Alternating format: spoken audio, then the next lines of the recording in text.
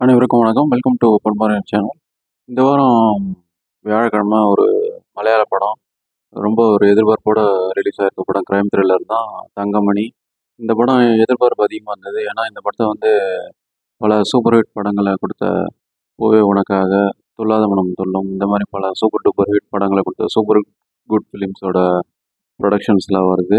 அது இல்லாமல் ஜனப்பிரிய நாயகன் அப்படின்னு சொல்லி மலையாளத்தில் மிகப்பெரிய நடிகராக அறியப்படுற திலீப் நடித்து வர படம் கிரைம் த்ரில்லர் ஜானர். இது இல்லாமல் இந்த படம் வந்து ஒரு பேஸ்ட் ஆன் ட்ரூ ஸ்டோரி அப்படின்ற மாதிரி 1986 நடந்த ஒரு சம்பவம். அந்த இடம் தங்கமணின்ற ஏரியா இடுக்கியில் இருக்குது. அந்த ஏரியாவில் நடந்த உண்மை சம்பவத்தை அடிப்படையாக வச்சு வந்த real story, real life incident சொல்லி பல எதிர்பார்ப்புகள் ஐப்புகளை கொண்டு வந்திருக்கு இந்த படம். இந்த படம் இப்போ தியேட்டர்களில் வந்து பரபரப்பாக ஓடிக்கிட்டு இருக்கு. இந்த படத்தோட ரிவ்யூ தான் நீ பார்க்க போகிறோம். இந்த படம் எப்படி இருக்குது, இந்த படத்தோட டீட்டெயில் ரிவ்யூ தான் பார்க்க போகிறோம்.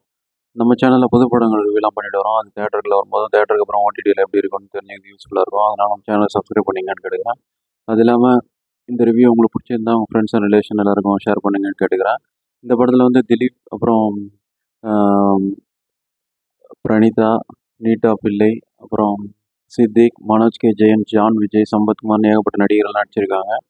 ஸோ இந்த படத்தை வந்து ராஜேஷ் ரகுநாதன் அப்படின்றவர் தான் இயக்கியிருக்காரு. அவர் யாருன்னா ஏற்கனவே உடல்னு சொல்லி இந்திரன்ஸு, அப்புறம் இன்னும் பல நடிகர்லாம் நடித்து பரபரப்பான ஒரு த்ரில்லராக வந்த உடல்ன்ற படத்தை 2022 இயக்குன அந்த இயக்குனர் தான் இந்த படத்தை இயக்கியிருக்காரு. ஸோ இந்த படம் எப்படி இருக்குன்றத டீட்டெயில் ரிவ்யூவில் பார்க்கலாம். வாங்க விமர்சனத்துக்குள்ள போகலாம். இந்த படத்தோட கதை என்னென்னா, ஆரம்பத்தில் ஹீரோ திலீப் வந்து ஒரு ஒரு குற்றம் சாட்டப்பட்டு தேடப்படுற குற்றவாளியாக தேடப்படுறாரு. அவர் பண்ண குற்றம் என்னன்னா, ஒரு 2, 3 கொலைகள்லாம் நடக்குது. அது இன்வெஸ்டிகேஷன் பண்ணி அது நூல் பிடிச்சி வந்து திலீப்பை பிடிச்சிடுறாங்க. பிடிச்ச உடனே தான் அவர் ஃப்ளாஷ்பேக் சொல்ல ஆரம்பிக்கிறாரு. அந்த ஃப்ளாஷ்பேக்கில் பல திடுக்கிடும் சம்பவங்கள்லாம் நடந்திருக்கு. அந்த ரியல் லைஃப் நடந்த சம்பவங்கள் தான் 1986 நடந்த ஃப்ளாஷ்பேக்கை வந்து சொல்கிறாரு. இப்போ கதைக்களம் வந்து இப்போ நடக்கிற மாதிரி இருக்குது. அவர் பிடிபட்டது வந்து இந்த 2024.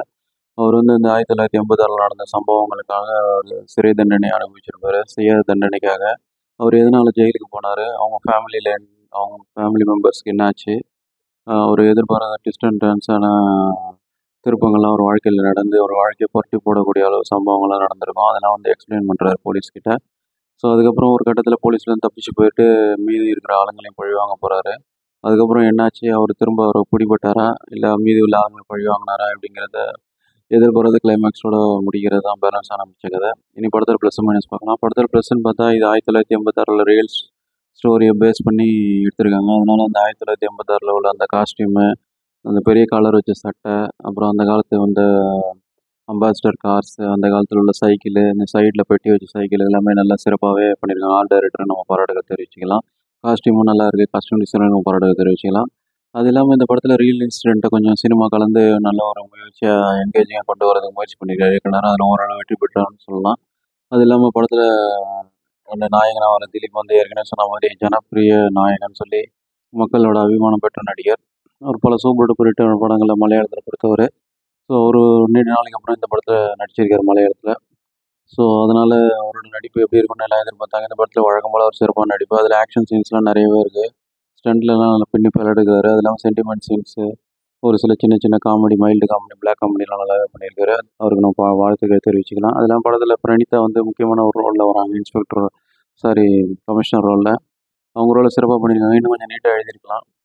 அவங்க கொடுத்த ரோல் ஜஸ்டிஃபை பண்ணிட்டாங்க. இன்னும் கொஞ்சம் நல்லா எழுதியிருக்கலான்ற மாதிரி தான் இருக்குது. அது இல்லாமல் திலீப்போட ஒய்ஃப் வர நீட்டா பிள்ளை அவங்களும் நல்லா நடிச்சிருக்காங்க அவங்க கேரக்டரை. அது இல்லாமல் படத்தில் வந்து தமிழ் நடிகரும் 2, 3 பேர் இருக்காங்க. ஜான் விஜய் வந்து ஒரு ஒரு போலீஸ் கேரக்டரில் ஒரு சிறப்பான நடிப்பு. ஒரு வில்லன் மாதிரியான ஒரு ஒரு கதைக்கெல்லாம் அவருக்கு அமைக்கப்பட்டிருக்கு. நல்லாவே நடிச்சிருக்காரு. சம்பத்குமார்னு சொல்லி பல படங்களில் நடிச்சிருக்கிற ஒரு வில்லன் கேரக்டரில் ஒரு இதுலேயும் ஒரு முக்கியமான கேரக்டர் பண்ணியிருக்காரு. அவர் நடிப்பும் சிறப்பாகவே இருக்குது. அது இல்லாமல் சித்திக்கு, மனோஜ் கே ஜெயன் இவங்களாம் வழக்கம் போல் சிறப்பான நடிப்பை நடித்து ஜஸ்டிஃபை பண்ணிடுறாங்க. ஸோ இதான் முக்கியமான கேரக்டர்லாம் அவங்களோட கேரக்டரை உணர்ந்து சிறப்பாக பண்ணியிருக்காங்க. படத்தில் வந்து வில்லியம் பிரான்சிஸ் தான் மியூசிக் பண்ணியிருக்காரு. ஃபஸ்ட்டு ஸ்டாங் வந்து வாழவான்னு சொல்லி ஒரு பாட்டு தரமாக இருக்குது. படத்தில் அது 2, 3 வாட்டி வரும். நல்ல ஒரு ப்ரீஸி நம்பரு. அது இப்போ 1980களில் கேட்ட மாதிரியே அந்த மலையாள தரமான அந்த மெலடி பாடல் எப்படி இருக்குமோ அந்த மாதிரி அமைச்சிருக்காரு.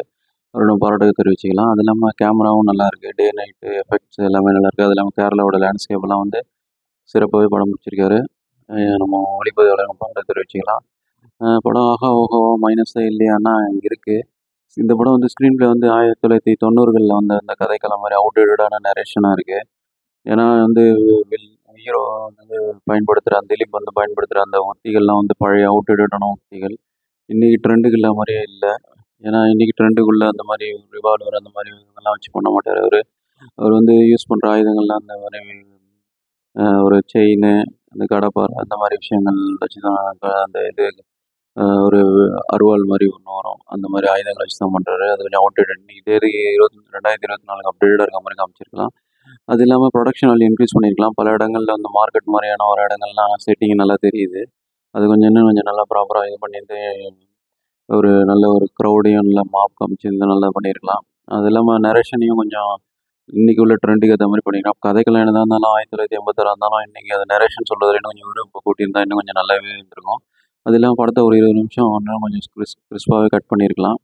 அது கொஞ்சம் லேகிங்காக தெரியுது. அது இல்லாமல் இந்த படம் பார்க்கும்போது பல படங்கள் நம்ம கண்ணு முன்னாடி வந்துட்டு போகுது. தமிழ் ஆடியன்ஸ் கண்டிப்பாக அந்த படங்கள்லாம் உணருவாங்க. நீங்கள் பார்க்கும்போது கண்டிப்பாக கண்டுபிடிப்பீங்க.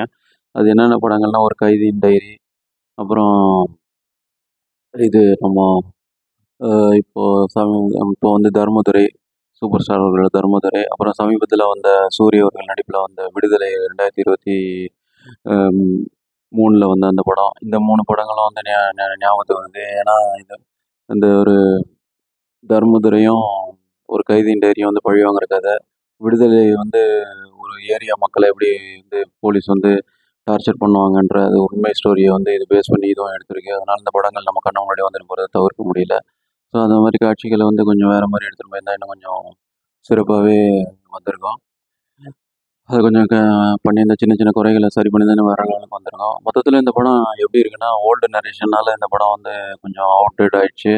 அதனால் அபோவ் ஆவரேஜ் ரேஞ்சுக்கு போயிடுச்சு. நல்ல ஒரு த்ரில்லரான கதைகள் தான். அதுக்கு இன்னும் கொஞ்சம் நல்லா சிறப்பாக சொல்லியிருக்கலாம். உண்மை சம்பவம் அடிப்படையில் உள்ளதை இன்னும் கொஞ்சம் நல்லா விறுவிறுப்பாக கொண்டு போயிருக்கலாம். இப்போதைக்கு இது அபோவ் ஆவரேஜ் தான். ஸோ இந்த படம் வந்து படத்தில் ரத்தம் தெரிக்கிற காட்சிகள்லாம் இருக்குது. அதனால் 18+ பார்க்குறது நல்லது. ஸோ என்னை பொறுத்த வரைக்கும் இது above average one time watchable தான். டைம் பாஸ் கேட்டகரியில் வரும். ஸோ இந்த படம் பார்க்கலாமா வேணாமான்ற காலை நீங்கள் தான் எடுத்துக்கணும். இந்த படம் இப்போ இங்கிலீஷ் சப்டைட்டிலோட நம்ம ஊர்லேயும் அவைலபிளாக இருக்குது. ஸோ இந்த படம் பார்த்துட்டு உங்கள் கருத்துக்களை பின்னாடி எங்களுக்கு தெரியப்படுத்துங்க. வேறு ஒரு திரை விமர்சனம் சந்திப்போம். அதுவரை நன்றி, வணக்கம்.